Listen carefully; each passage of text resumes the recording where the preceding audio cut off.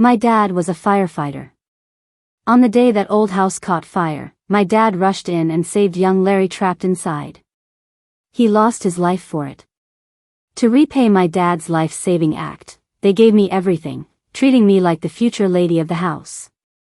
Everyone thought I'd marry Larry, including me. But then Larry got drunk and spilled the truth. She's so average, how could she match me? Her dad died saving me, isn't that what he was supposed to do? I chuckled, turned around, and ran into his rival's arms.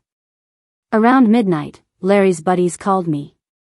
They said Larry was drunk at the bar and I should pick him up.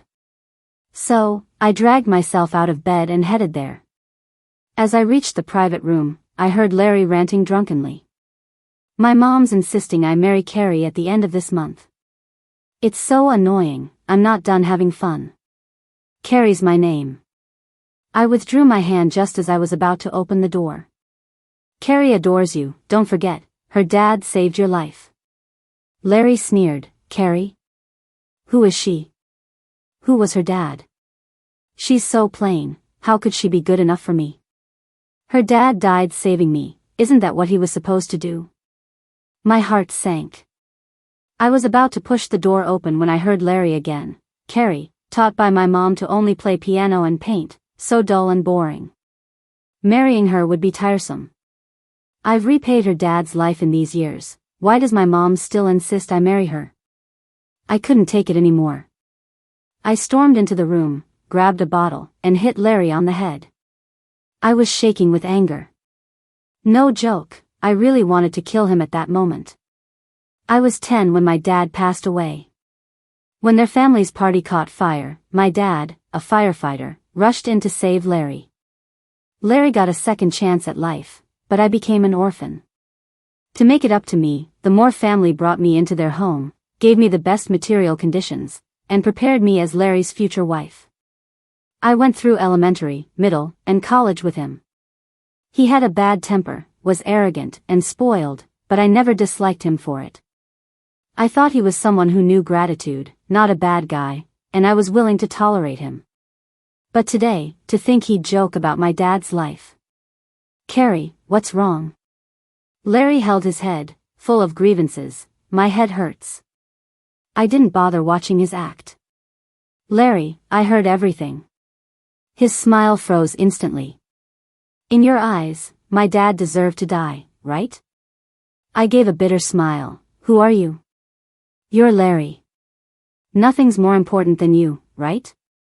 Let's not even talk about one firefighter's life. Even if a whole squad died because of your party, you wouldn't feel guilty. No, Carrie, let me explain. Larry tried to grab my hand, but I pushed him away. Explain what?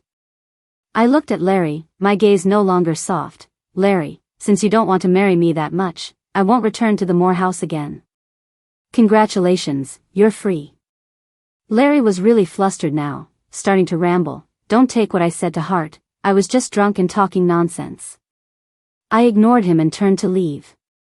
Larry grabbed me back, tone harsh, you're not leaving. You're not leaving me. I shook his hand off, chuckling. Larry, you mocked my dad publicly, and what, am I supposed to beg to marry you? Larry got theatrical. I apologized. What more do you want? Let me tell you, Carrie, if you walk out that door today, I swear I'll get engaged to someone else tomorrow. I casually replied, doesn't matter anymore. I walked out, leaving Larry furious. Of course, I didn't go home. Instead, I went to Richard. Richard is Larry's rival. And I'm about to strike a deal with Richard. Larry and Richard used to be super close, but when Larry found out Richard liked me, they broke up. I still remember the day Larry learned about it, crying and holding my hand, begging me not to like anyone else. I was pretty naive back then and agreed. Funny thing is, while Larry begged me to only love him, he couldn't stay faithful. Since meeting him, he was the only one in my heart, but Larry's heart had room for many people. I've always focused on Larry, forgetting Richard was waiting for me. I liked Larry for 10 years, and during that time, Richard quietly liked me too. During those years, whenever Larry threw a fit and kicked me out, Richard was the only one who took me in.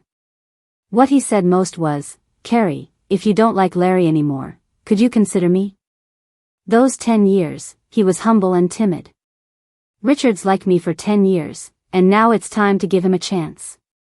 Late at night, I stood outside Richard's building and called him, "Open the door, I'm downstairs."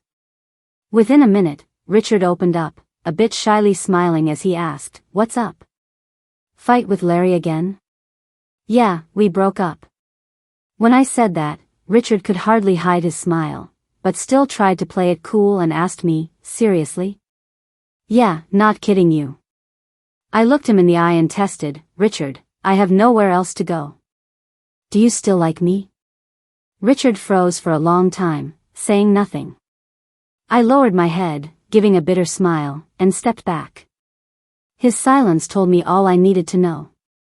It's been 10 years, who would keep waiting for someone who never looks back? "Okay, I get it. I won't bother you anymore." Feeling a bit embarrassed, I turned to leave.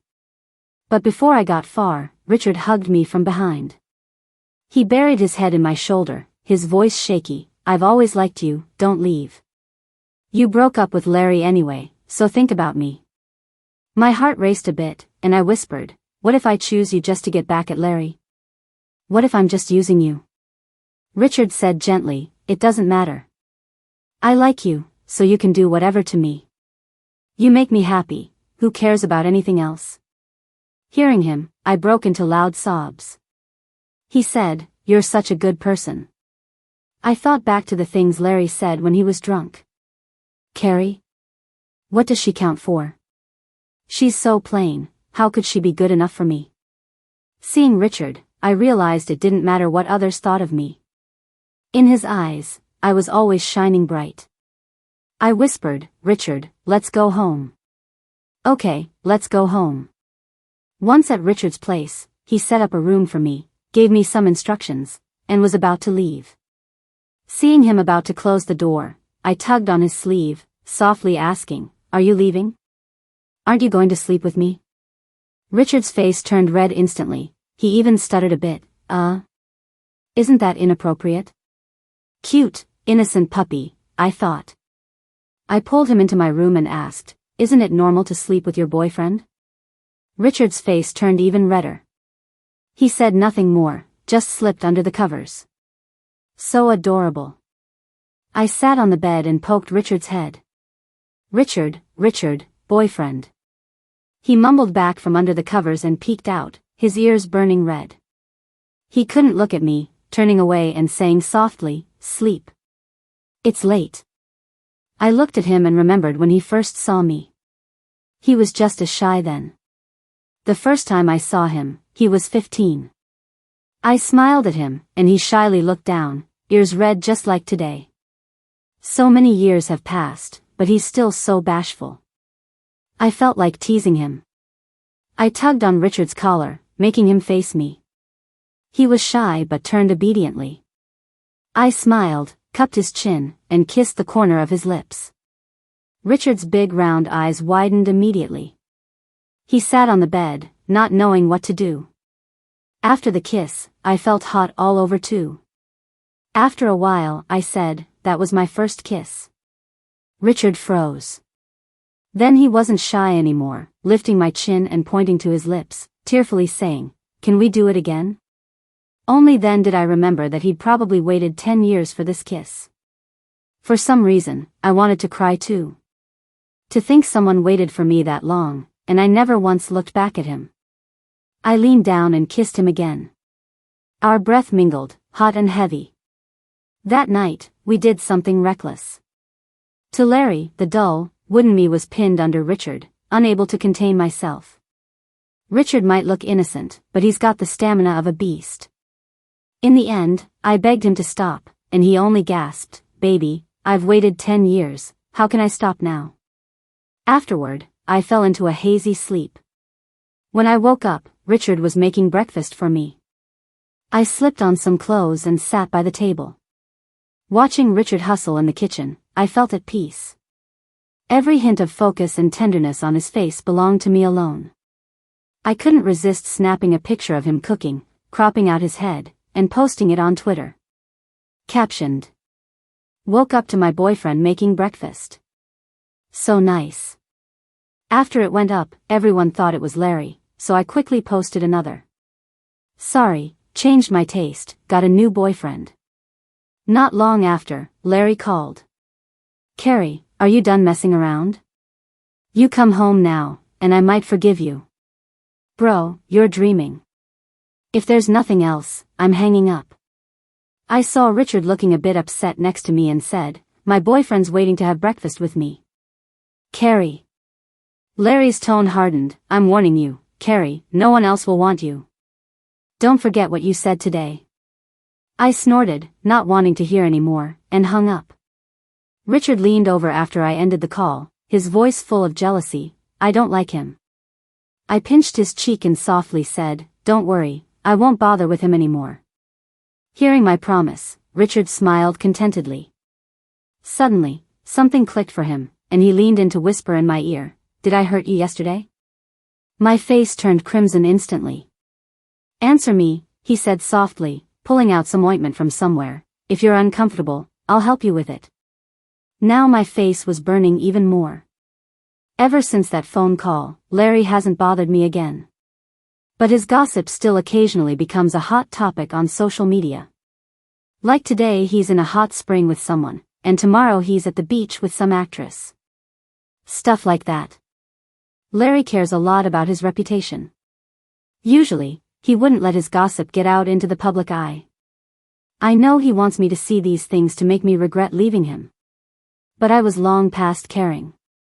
Seeing this stuff doesn't stir any emotions in me. On the 15th day after our breakup, Larry couldn't help but call me. His voice was calm, with a hint of madness. He said, Carrie, let's talk. I figured always being tangled up with him wasn't going to work. I decided to meet him and end things for good. Larry arranged to meet at a cafe. After half a month, seeing Larry again, he looked a bit worn out. When he saw me, he turned away as if expecting me to comfort him. Once I sat down, he spoke lightly, Carrie, if you're done making a fuss, come back to the Zhou family.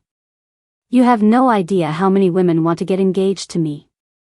He still thinks we're having a tiff. Childish, right? Laughing, I looked into his eyes. Larry, do you still not get it? I'm not coming back. Not everyone wants to marry into your family. I've found someone else I like. No way, you can't, you're not allowed to like someone else. His eyes turned red. You promised you'd only like me. I looked at him, almost amused. Larry, do you even remember the crap you've done? Calmly, I laid out all his mistakes over the years. When I was in a car accident 2 years ago, you were probably drinking with some minor celebrity. My dad died saving you in a fire, and you said he deserved it. When we fought, you kicked me out in the snow with nothing to my name, just to make me apologize. Those memories used to be painful thorns for me. Now, saying it out loud felt hollow. As Larry's expression grew guilty, I got no satisfaction from it. I glanced outside. Richard was already there to pick me up. I didn't want to waste words. I said whatever needed saying. Larry, you never knew, did you? I never liked red bean bread. That was your first love's favorite. I'm allergic to red beans, I've told you 1,000,000 times, and you never remembered once. You'd buy red bean bread every time I was sick. Did you really think that made you considerate and caring? It was laughable to me.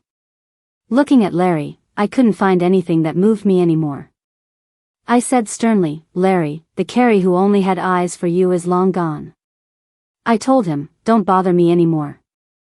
Ignoring his stunned face, I pointed outside and smiled. My boyfriend's here to pick me up now. Larry followed my gaze and asked, voice trembling, is Richard your boyfriend? Yup, I laughed, he's handsome, rich, and very thoughtful. Larry couldn't believe I'd ended up with his rival. Why him? You promised me you'd never like him. I thought he must be crazy. Just when I was figuring out how to get away from Larry, Richard walked into the cafe, came to my side, and pushed Larry aside. He looked down at Larry and said flatly, if Carrie doesn't like me, why would she like someone emotionally unstable like you? Richard and I walked out hand in hand, and everyone around us looked on approvingly, while Larry just sat there, stunned, staring at our backs. As we were leaving, I heard him quietly say, "I lost Carrie."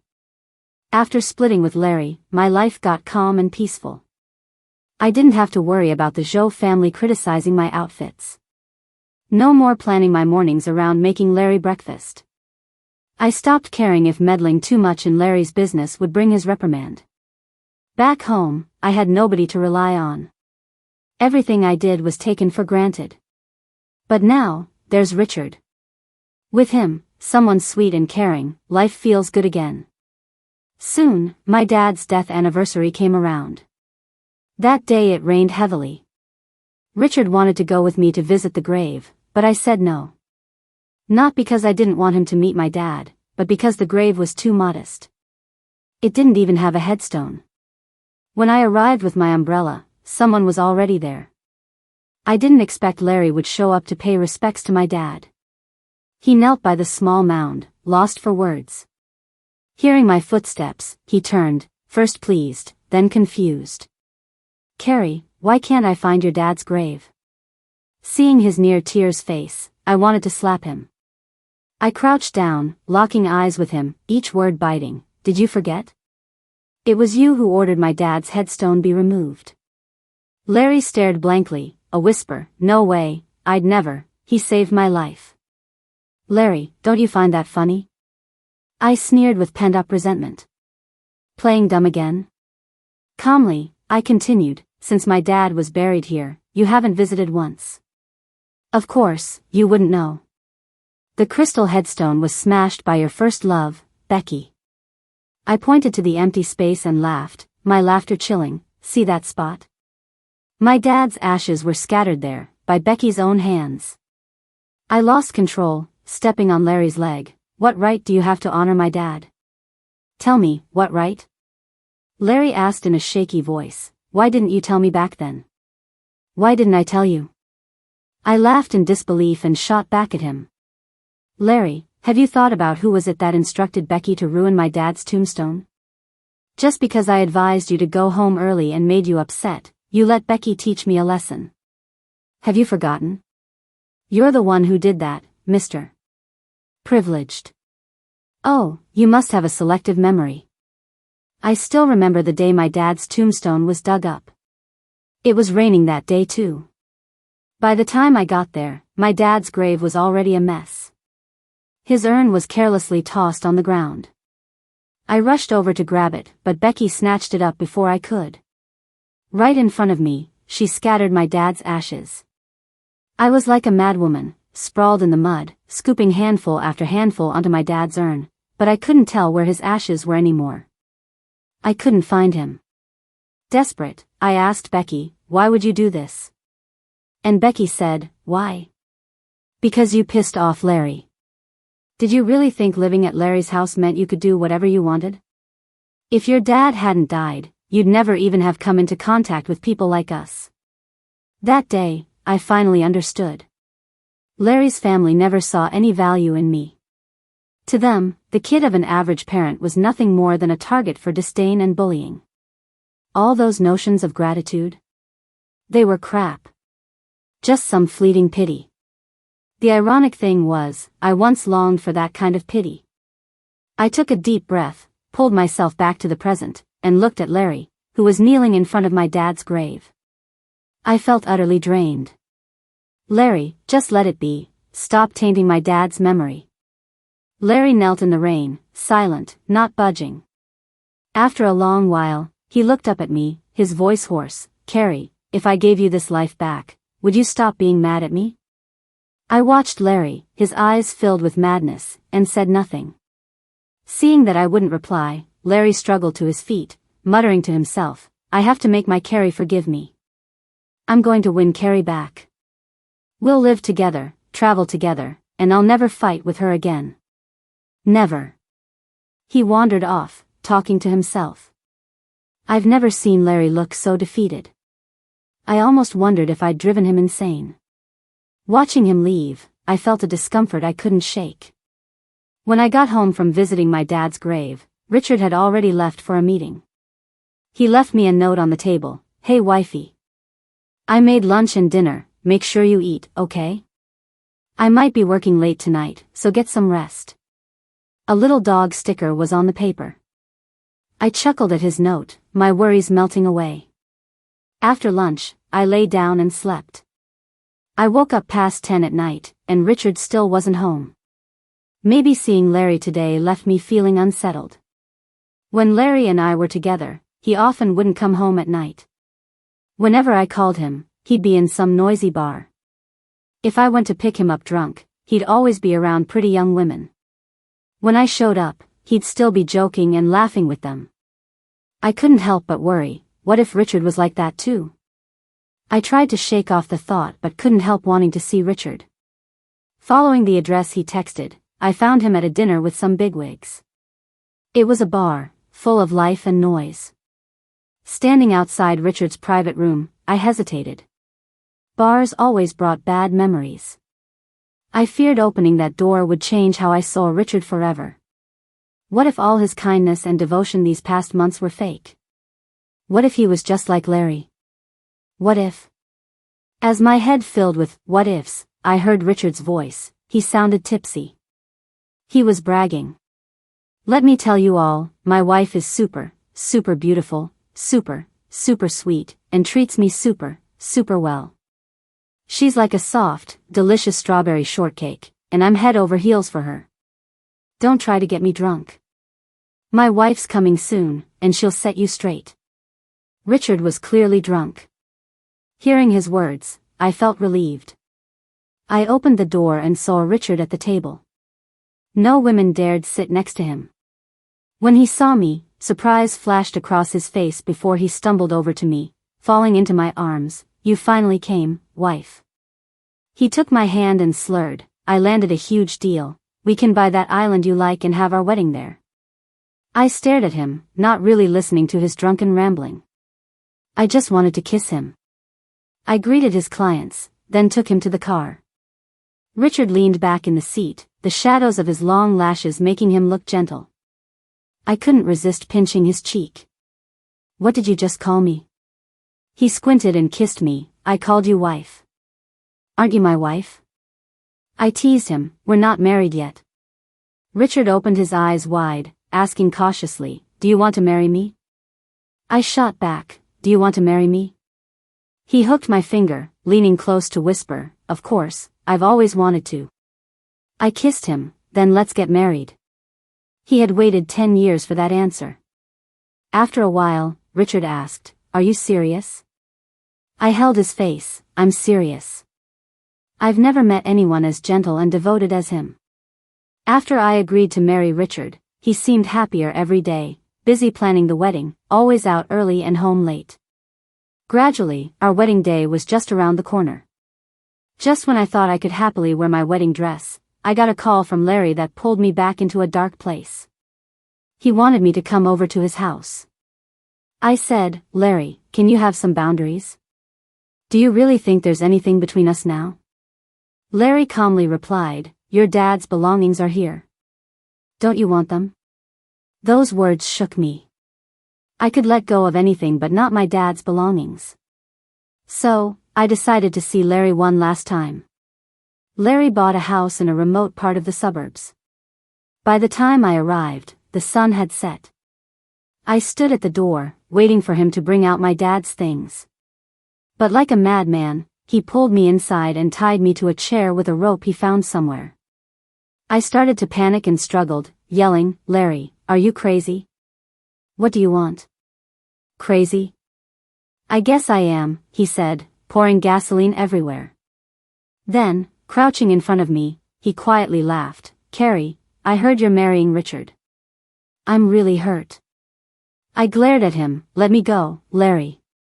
We're done. You live your life, I'll live mine. He reached out and touched my face, Carrie, I messed up. Why won't you forgive me? Why did you just leave like that? Why marry Richard? His face twisted, why won't you come back to me?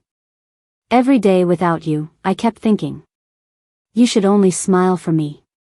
Why for him? It's because you weren't sincere, I answered, hitting every word. Larry gritted his teeth, but I know how to love now. Why can't you wait for me? Just a little bit? Why won't you even look my way? His eyes, under the fading sunlight, shone like those of a wild beast. He took my hand, kissed it, then tilted his head with a smile. Carrie, would you forgive me if I die? He pulled out a lighter from nowhere, flicked it, and threw it to the ground. The gasoline erupted into flames. He wanted to burn us alive. Larry, tears in his eyes, smiled and said, "It's lonely to die alone. Come with me." He held my hand, calmly sitting on the floor, letting the fire consume us without letting go. "You're crazy. Larry, you're insane." I cursed under my breath, trying to shake free, to break the ropes. But the ropes were too tight, impossible to escape. Larry sat amidst the flames, watching me struggle, laughing crazily. "Carrie, didn't your dad die as a firefighter? But here you are, about to die in fire." "Larry, I hate you," I muttered. I thought about the wedding with Richard that never happened and his gentle calls of wife. I couldn't cry. No. Richard was waiting for me. I couldn't die. I tumbled from the chair, still bound. I crawled towards the door, the toxic fumes choking me. I couldn't breathe, let alone move. Desperately, I watched as the flames grew larger. When they licked my skin, the pain was beyond tears. Maybe this was how my dad felt when he died. As I lay on the floor, waiting for death, the door was suddenly kicked open by a group of firefighters. From across the flames, I saw them, though their faces were a blur. But they looked brave and determined, just like my dad. With hallucinations from the fire, I saw their faces as my dad's. I remembered he was only 34 when he died. I reached out to the firefighters, wanting them to save me. But the words that came out were, "Dad, take me home."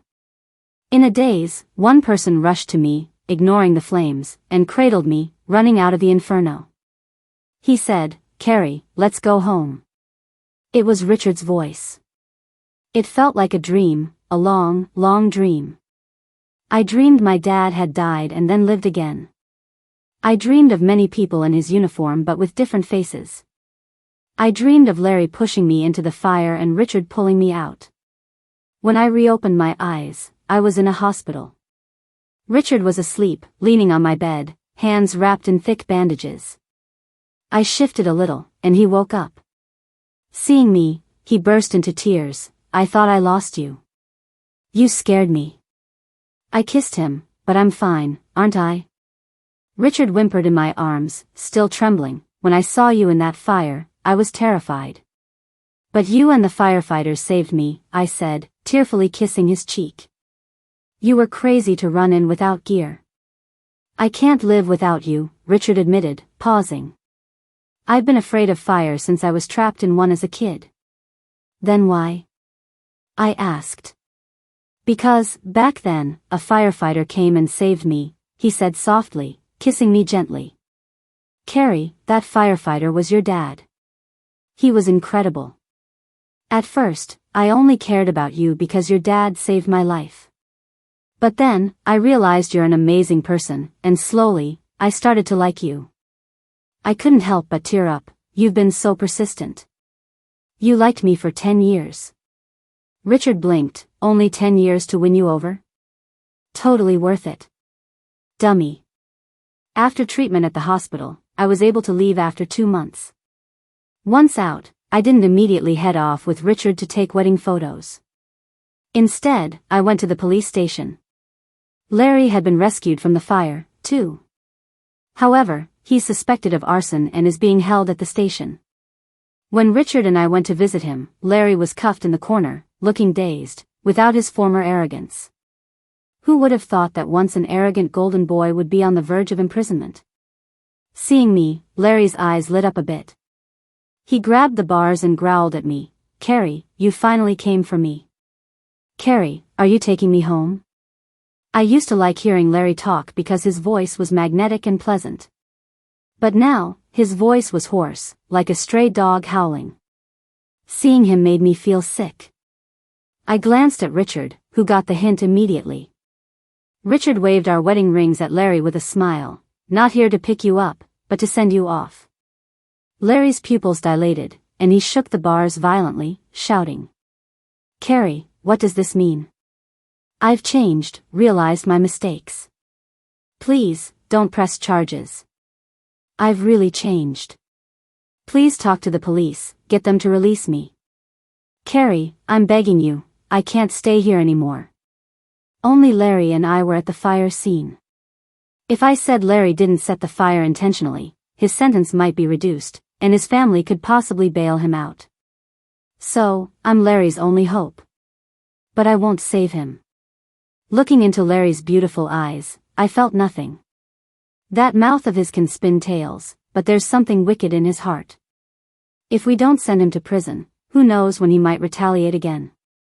I turned to the police officer alongside us. Officer, I've confirmed it was Larry who set the fire that day. All right, please come this way to give a statement. I held Richard's hand and left. Larry stared at our retreating figures, finally letting out a desperate roar. Carrie, why won't you spare me? You're just like your dad, both damnable. Hearing Larry's curses, Richard almost went back to beat him up, but I stopped him. I smiled at him. Don't be bothered by words. Think about it, he's spending the rest of his life in prison. Justice serves those who deserve it. A month later, Larry got life in prison for arson. Even though his family pulled strings, no one dared help due to Richard's influence. Later, I heard Larry lost his mind during his first month behind bars. The whole situation had society buzzing, but neither Richard nor I paid any mind. We were busy planning our wedding.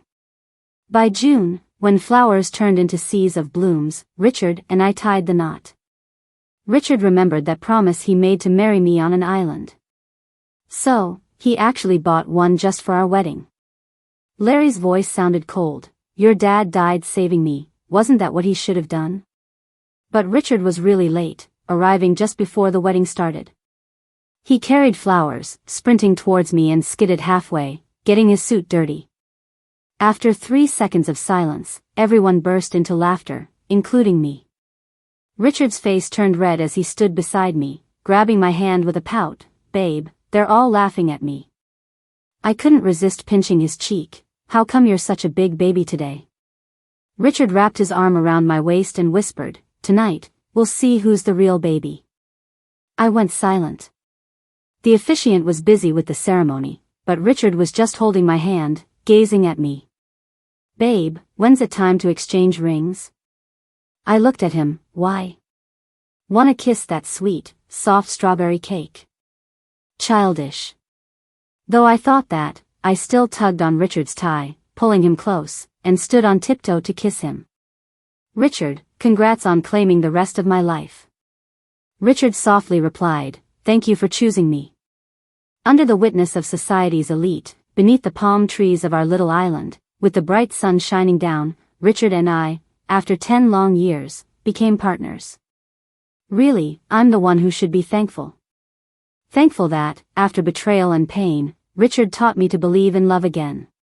Some people can't make it past 7 years, but others wait 10 for you.